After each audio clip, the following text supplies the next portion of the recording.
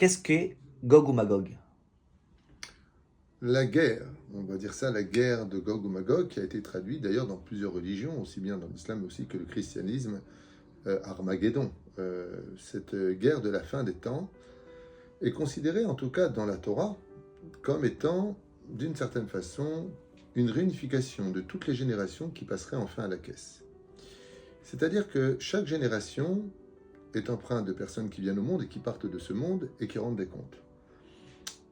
Tout ce qui se passe après la mort est très souvent lié à l'échelle individuelle. Chacun de nous, nous faisons juger devant le trône, pour le meilleur comme pour le pire, selon le mérite qu'on aurait pu acquérir pendant notre existence sur Terre. La fin des temps, la guerre de Gog ou Magog, c'est l'apogée des nations du monde à travers toutes les générations.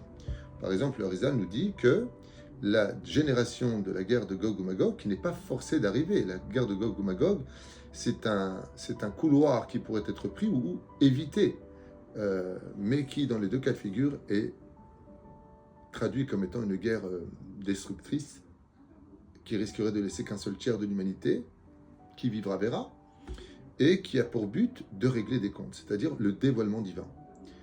Comment ça va se passer? Il y a eu beaucoup de commentaires, chacun amène ses opinions sur le sujet. Nous avons pas mal de prophètes comme Yecheskel, comme Tsephania et bien d'autres qui nous parlent de cette fameuse guerre de Gog ou Magog, qui se résume avec les nations du monde qui monteront tous contre Israël.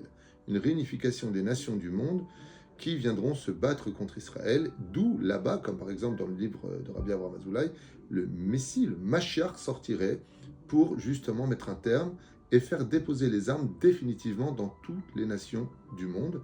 Et la terre entière sera, après cette guerre, remplie de shalom, de paix, d'abondance, mais surtout de vérité. C'est-à-dire que la guerre de Gog ou Magog, ce serait comme une espèce de gros tambour qui se ferait entendre au point de nous abasourdir pour annoncer la venue du roi. Et Akadosh Baruch Hu passera par ce système-là pour dévoiler son peuple, le peuple d'Israël, sa Torah, et que toute l'humanité prenne conscience du rôle à jouer avec des conséquences nouvelles pour l'humanité, comme par exemple le peuple d'Israël monterait à l'échelle de devenir un peuple de Kohanim, les nations du monde deviendraient Israël, d'ailleurs ça a été repris il y a 2000 ans en arrière par quelqu'un qui avait étudié ces textes-là qui viennent des prophètes, il y a plus de 3000 ans en arrière, et qui s'est donc appelé le Nouveau Testament, le Nouvel Israël, mais qui a été un échec total puisque les guerres n'ont pas cessé et que dans la condition de Gog ou Magog, c'est qu'après cette guerre-là, il n'y ait plus jamais de guerre et encore plus jamais d'armes levées, comme c'est marqué noir sur blanc, et plus personne ne lèvera son glaive l'un contre l'autre, ce qui n'a pas été le cas depuis 2000 ans, bien au contraire. Comme l'histoire peut le montrer et le prouver sans absolument critiquer qui que ce soit ou quoi que ce soit, un état de fait sur le terrain. Donc voilà ce qu'est plus ou moins la guerre de Gog ou Magog. On dirait plutôt que c'est le tambour qui remettra un petit peu toutes ces personnes qui ont cru qu'on pouvait se lâcher à toutes ces passions, toutes ces pulsions animales, d'aimer qui je veux, quand je veux, où je veux, de prendre ce que je veux, de penser qu'en d'autres termes, il n'y a pas de maître, de créateur du monde et qu'il n'y a pas de propriétaire de la terre.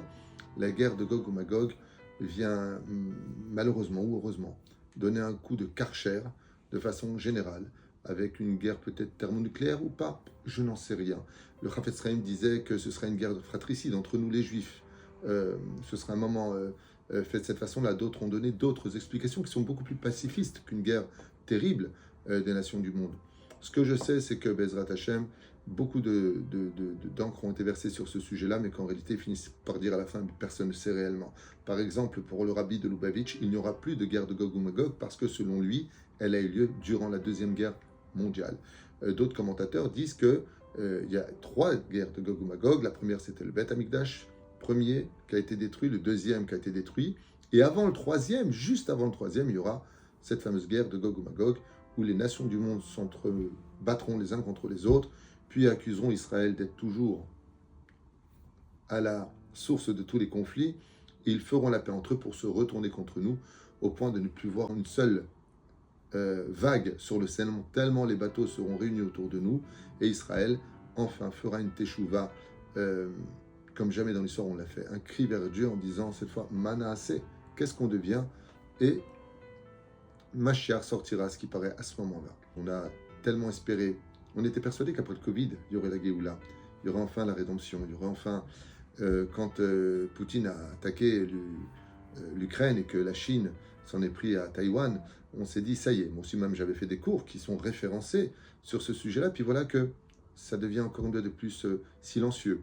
Alors, est-ce que cela veut dire que Dieu y renonce, ou est-ce une mise en garde en disant, regardez ce qui s'est passé, ce n'était qu'un échantillon? Je ne sais pas.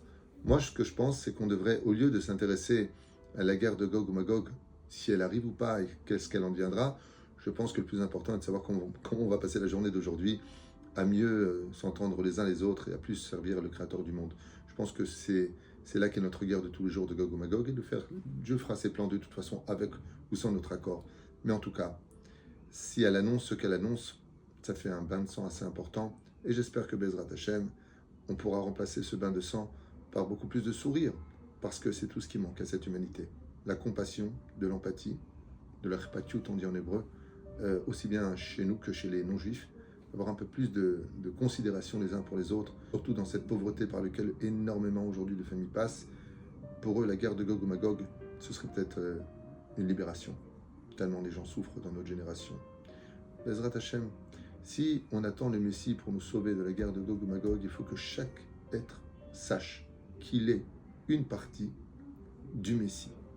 C'est-à-dire qu'en chacun de nous, il y a le potentiel de redonner vie à l'autre, en lui évitant sa guerre de Gog ou Magog qu'il subit à l'échelle individuelle. Et cette guerre-là, elle est à proximité de chacun de nous, tandis que l'autre, qui vivra, verra. Merci beaucoup, Rav.